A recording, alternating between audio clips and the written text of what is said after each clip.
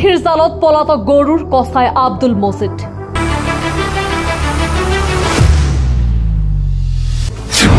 ইমান দিনে পলাতক হৈ থকা গৰুৰ কচাই আব্দুল মজিদক নিজ ঘৰৰ পৰা আটক কৰে আৰক্ষীয়ে।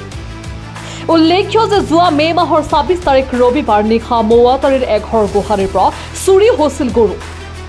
গৃহস্থ বিচাৰি অৱশেষত কুটিৰ মুখ নামাপাৰাৰ বাসিন্দা আব্দুল মজিদ নামৰ ব্যক্তিজনৰ ঘৰত গৰু কাটি গোমাংস বিক্ৰী কৰাৰ খবৰ লাভ কৰি উপস্থিত হৈ গৰুৰ মূৰ আৰু ভৰি প্ৰত্যক্ষ কৰি চিনাক্ত কৰিছিল।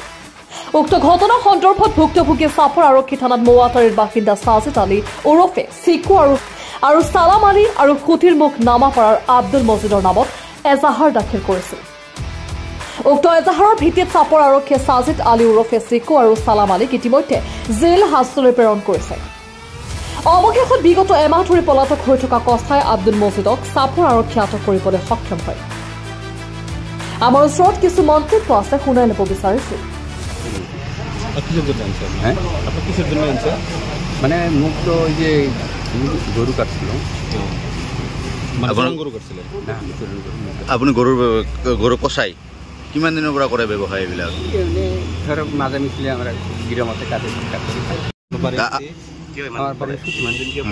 আপুনি ইমান দিন কিয় পলাই আছিলে তেতিয়াহ'লে? আপুনি পলাই আছিলে কিয় ইমান দিন? ধর আমরা থানার জন্য আমি এমনি ভয় খাম, থানার তো আমরা কোনোদিন আমি থানাত আসি পোৱা নাই।